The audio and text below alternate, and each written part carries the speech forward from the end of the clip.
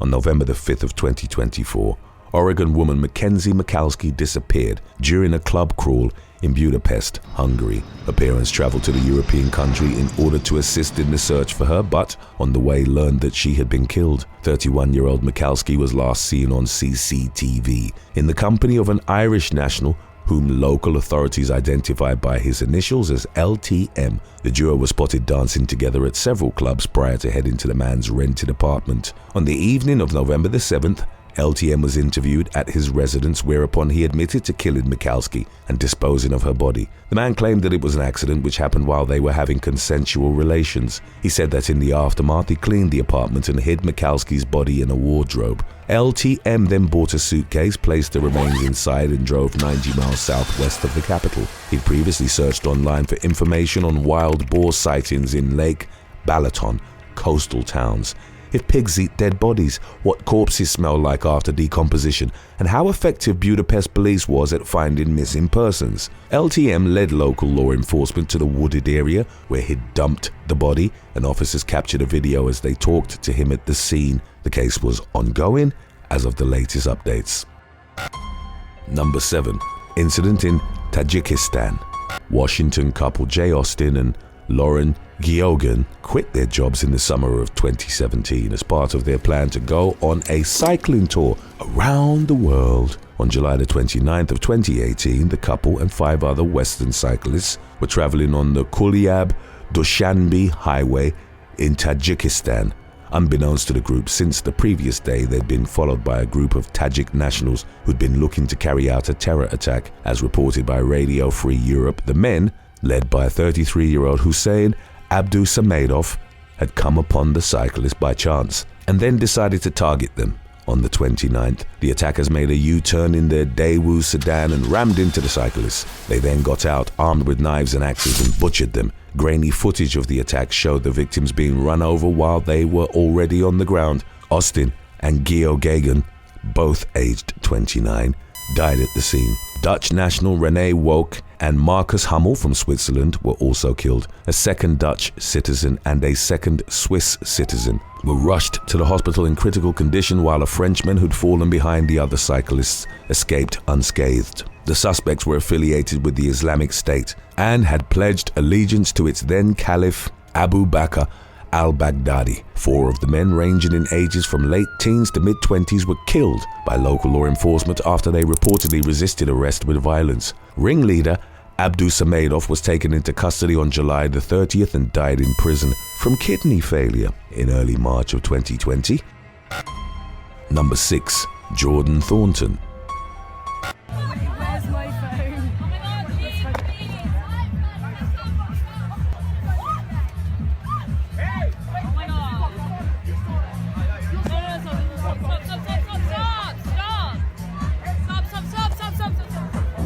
In the spring of 2022, Texas woman Jordan Thornton went to a club called Cheeky Monkey during her trip to Midigama, Sri Lanka. She and a friend were sitting at the bar when they were approached by another group who demanded they move. Nicolaj Omby Ibsen, a social media influencer from Denmark, and his girlfriend, Lena Marie Schack, were identified by Thornton in a social media post as being part of the group. Thornton and her friend refused to move, telling the others that there were more open seats nearby. The group began pushing and verbally harassing them, at which point Thornton pulled out her phone to record the altercation. As seen in the clip, Schack knocked the device out of Thornton's hand and then reportedly punched her. Thornton pushed the woman away and moved to return to her seat. Her cell phone continued recording after it dropped, and seconds later, a shattering sound was heard. Ibsen had picked up an empty glass and, while standing roughly a meter from Thornton, launched it full force at her face. The young woman remembered that he wound his arm back and threw it like it was a baseball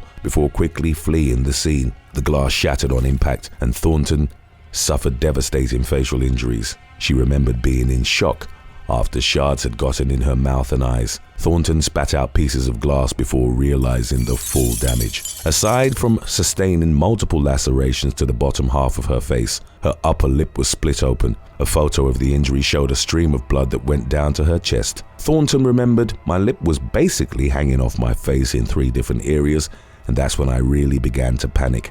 I had to go to 3 different hospitals over the span of 3 hours. The clinics had reportedly refused to treat her due to the severity of her injuries, but she eventually found a hospital in the city of Gala. She underwent 3 hours of surgery and received stitches to 4 areas of her face. Thornton returned to the US and recovered following months of rehabilitation. An arrest warrant was put out for Ibsen, but by the late summer of 2022, he remained at large. Sri Lankan authorities suspected that he'd returned to Denmark or traveled to the UK, and Thornton feared that interest in her case had been lost. In a social media post, Ibsen claimed that neither he nor his friends were responsible for disfiguring the young woman. Like Thornton, the man was an avid traveler who'd previously posted photos of his trips to his Instagram. His original account was no longer available in the attack's wake, but it was suspected that he continued using the platform under a different name. Number 5. Irina Glonova. On September the 27th of 2024, Russian woman Irina Glonova was singing and dancing on the street with a friend while they were on a night out in Tbilisi, Georgia. The duo was singing along to the hit For the Last Time by boy band Hunger Boys. Glonova's friend recorded her as she sang before they switched, with Glonova taking the phone. Moments later, the second woman was seen wide-eyed, and the video became chaotic, followed by screams. Glonova hadn't been paying attention to where she was going and went over the edge of a wall. She fell headfirst from height into an underground passage. The 24-year-old was rushed to the hospital where she died from head trauma and a broken neck. Flowers and tributes were placed in the passage in the tragedy's wake, and the incident also generated attention on social media due to the safety hazard presented by the entrance to the underground station. The wall that Glonova had stepped over was slightly above 11 inches tall. Nino Imnadze, Dean of the Faculty of Architecture, Urbanism and Design of the Technical University of Georgia, told the media that it should have been at least double in height and width to meet modern building standards. The Soviet-era design of the parapet also didn't feature any railings, so that it could double as a bench. Number 4. Nesh Muki. In October of 2024, Indian man Nesh Muki and his wife Kavita were visiting Angel Billabong, a natural infinity pool in Bali, Indonesia. The spot, located on the island of Nusa Penida, had become a major tourist attraction but was also known as a death trap due to past incidents in which visitors drowned after being swept away by waves. There was a full moon and the waters were particularly rough as Nesh and Kavita posed for a photo near the cliff's edge on October the 23rd. The person taking the photo warned them to keep their distance, but before they could do so, a large wave struck them. Kavita was quickly rescued and only sustained bruises, while 59-year-old Nesh was dragged out to sea. Local police and the Indonesian Navy launched a search and recovered his lifeless body the following day, roughly 12 miles from Angel's Billabong. The most recent incident mirrored past occurrences at the natural beauty spot. In 2016, couple Brad and Lestari Williams visited Angel's Billabong while on their honeymoon. They were joined by the woman's niece. A rogue wave struck the trio from behind while they were walking on the cliff. Only Brad survived. Number 3. Alex Dealo. 23-year-old Alex Dealo from Sydney, Australia was traveling through Europe with his friends in the summer of 2014. Prior to setting off from Sydney Airport, Dealo posted on his social media, "Someone once told me that one day your life will flash before your eyes, so make sure it's worth watching," adding, "Today I set out with my best mates to make that movie worth watching for so many different reasons." As part of his European adventures, Dealo ran with the Bulls in Pamplona and visited Barcelona, Ibiza and Paris, in addition to attending the Tomorrowland Music Festival in Belgium. In early August, Dealo and his companions went on what was supposed to be a week-long yacht cruise on the Adriatic Sea in Croatia. On the first night, their vessel was parked at the port of Omis, alongside several other yachts which were all connected by planks. While drinking and partying with his friends, Dealo hit his head after either slipping or trying to jump between the moored yachts. He fell in the water and others jumped in to save him, but were unable to do so. His lifeless body was recovered from the seafloor at a depth of over 16 feet. Tributes flowed in for the young man, who was a plumber by trade and a talented amateur soccer player. His best friend who joined him on the months-long trip, wrote on Facebook, "I guess God was short on legends up there and needed a main man." Today's topic was requested by Queen Bubbles O. If you have any other topics you'd like to learn about, subscribe and let us know in the comments section below. Number 2. Paul Gowdy. Australian man Paul Gowdy and his family went to check out the Tiger Kingdom Sanctuary on the Thai island of Phuket in the fall of 2014. As part of the experience, tourists could spend time with the big cats and pose for pictures with them under the surveillance of handlers. After crouching to pet a 15-month-old tiger, Gowdy got up to leave. In a split second, the tiger pounced on him and bit into his stomach and left leg. The 59-year-old punched it several times in the face. Desperate to free himself from its jaws, park staff tasered the tiger, prompting its retreat, and then dragged Gowdy to safety. He was tended to by a doctor at the scene before an ambulance rushed him to a hospital, where he received treatment for injuries that were serious but not life-threatening as they looked into the attack. Thai authorities believed that it may have been triggered by unusual movement on Gowdy's part. The man had 2 steel pins in his ankle, and he may have moved awkwardly as handlers helped him back to his feet. While recovering in the hospital, Gowdy praised sanctuary staff for their quick intervention and was adamant that he didn't want anything to happen to the tiger. If you have not yet seen our release about when lift goes wrong and would like to, then be sure to stick around after number 1. Number 1. Gareth Crow. In the winter of 2016, Scottish man Gareth Crow and his teenaged stepdaughter, Elida Hughes, were on an elephant trekking tour on the tropical island of Koh Samui in Thailand. The duo was on the back of an elephant named Golf, but its handler was reported to have had trouble controlling it from the beginning of the tour. The situation escalated when the handler got off and attempted to take a photo of Crow and Hughes. Golf became enraged and charged the handler, throwing the 2 tourists off his back. After Crow fell to the ground, Golf trampled and gored him with his tusks before running into the woods. The man succumbed to his devastating wounds shortly thereafter, while Hughes survived and was taken to a local hospital with minor injuries. The handler was also hurt, but not to a life-threatening degree. Hughes learned about her stepfather's passing while she was in the hospital and wrote on Facebook, "I lost the most important man in my life," adding that she couldn't have had a better stepdad. There were some reports that Crow had been teasing Golf in the lead up to the attack, but Hughes vehemently denied that aspect, writing, "He just didn't deserve this at all." Number 9. Albert Boakai. On June the 26th of 2021, country singer Claire Dunn called a lift for herself and a friend after a girls' night out in Nashville, Tennessee. The 34-year-old artist had been recording in the city, and after spending some time with her friends, she and another woman decided to share a ride home at around midnight. After Dunn's friend was dropped off, the singer asked the driver, Albert Boakai, to take a slower route to her home in order to avoid the highway. However, the 46-year-old man missed her turn, and Dunn asked where he was going before instructing him to get back on the route she'd requested earlier.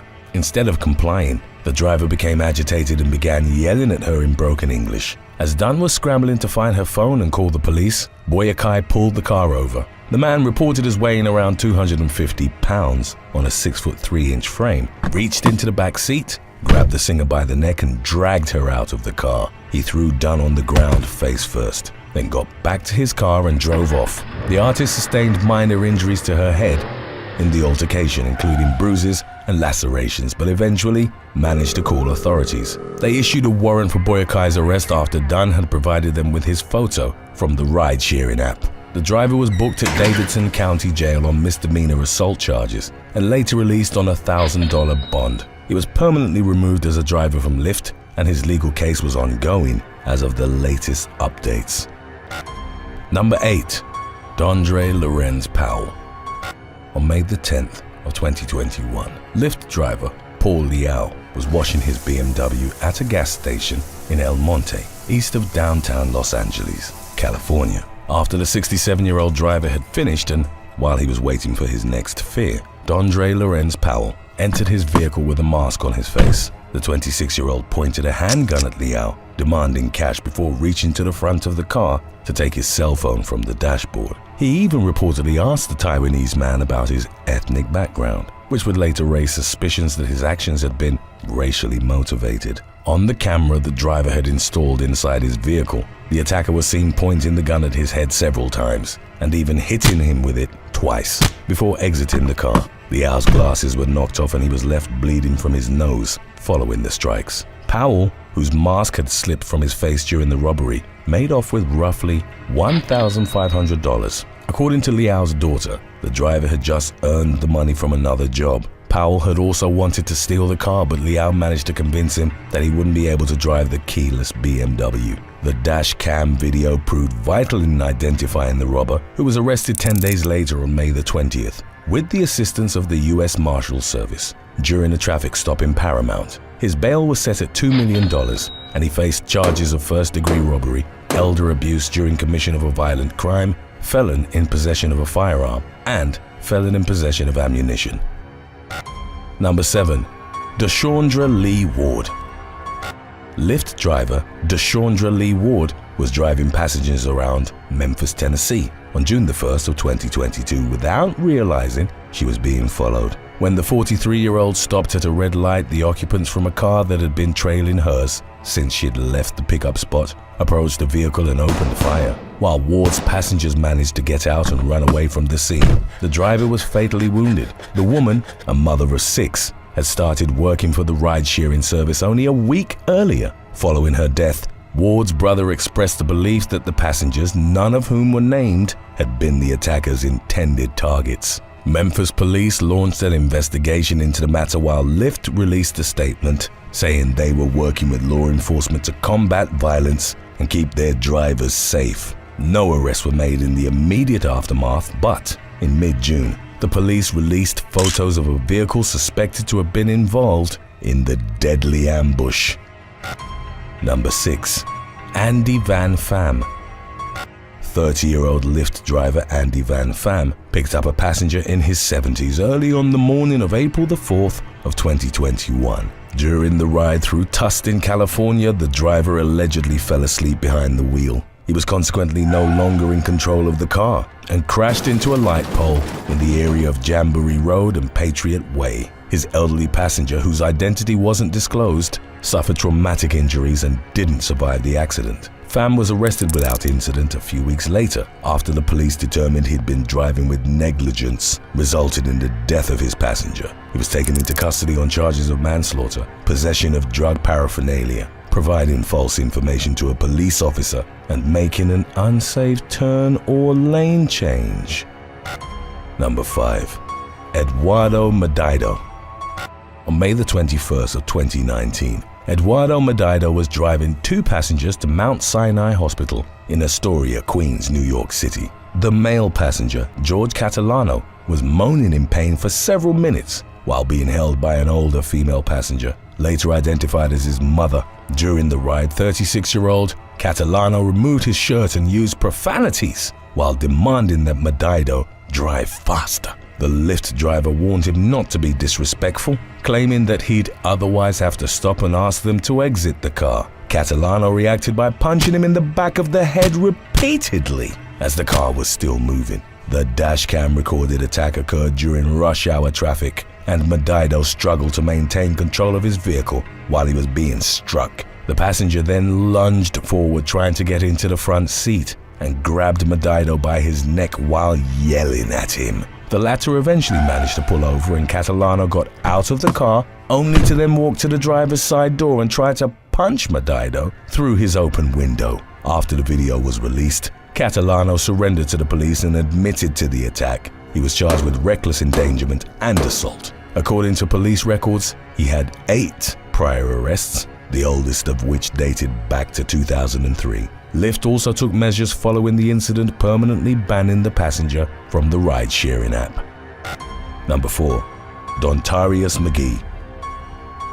36-year-old Lyft driver Brandy Littrell was called to pick up teenager Dontarius McGee from Spring Lake Apartments in Byram, Mississippi on November the 2nd of 2021. She drove him to another apartment building in Jackson, but upon arriving at the destination, McGee held the woman at gunpoint. The teenager forced her to get in the backseat of her Dodge Journey, took over the vehicle, and drove her to a wooded area off Beasley Road. He then demanded that she tell him the PIN number to her phone and debit cards. McGee also asked how much money she had in the bank and about her home address. Even though Luttrell had complied with all his demands, McGee then forced her to crawl into the woods and opened fire, hitting her 7 times. The teenager fled with the woman's garage door opener and car keys while she was left bleeding in the woods. After she'd waited a few minutes for her attacker to leave, Luttrell started fearing for the life of her grandmother, who was at her home at that time. She gathered her strength and ran to a nearby apartment, where she asked for help.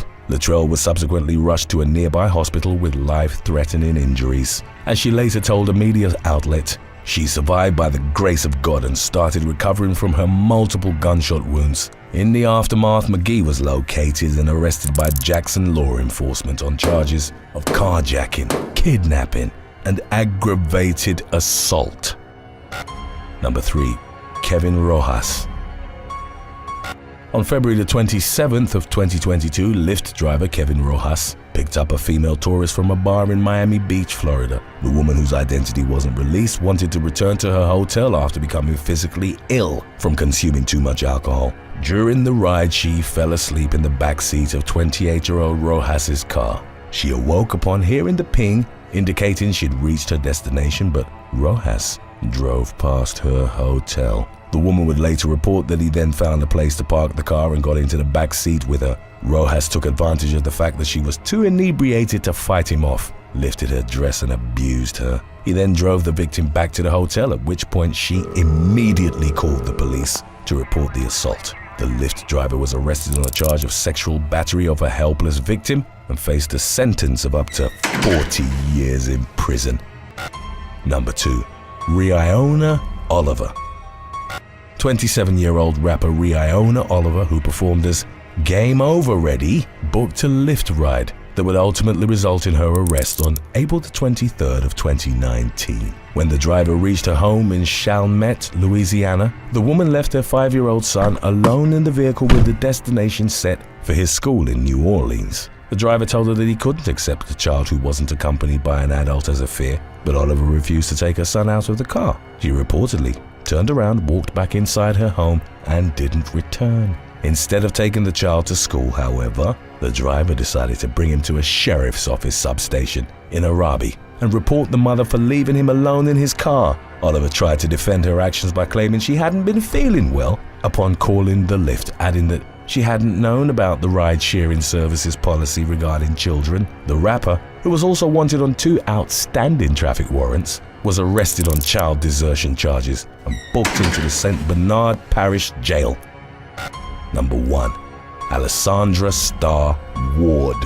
On November the 19th of 2020, British model and actress Alesandra Starr Ward was on a Lyft ride in Los Angeles, California. She started listening to a song on her phone when the driver asked her to turn off the music. Ward refused and started arguing with the unidentified man, who then threatened to physically remove her from the car. The actress claimed she'd call the police if he were to do so, but the driver then parked the car and pulled her out of the vehicle, along with her belongings. Ward tried to fight back, but the driver then violently threw her onto the ground. Other motorists stopped their cars and intervened to stop the altercation. The Lyft driver didn't relent from his attack on the much smaller victim until another man put him in a chokehold. The incident was caught on surveillance cameras as the ride-sharing service car was parked along Melrose Avenue. Ward was taken to the hospital with a concussion, a black eye, a sprained ankle, and bruises. In the harrowing attack's aftermath, the driver was cited for misdemeanor battery. Thanks for watching. Would you rather be able to fly at supersonic speed or breathe underwater at any depth? Let us know in the comments section below.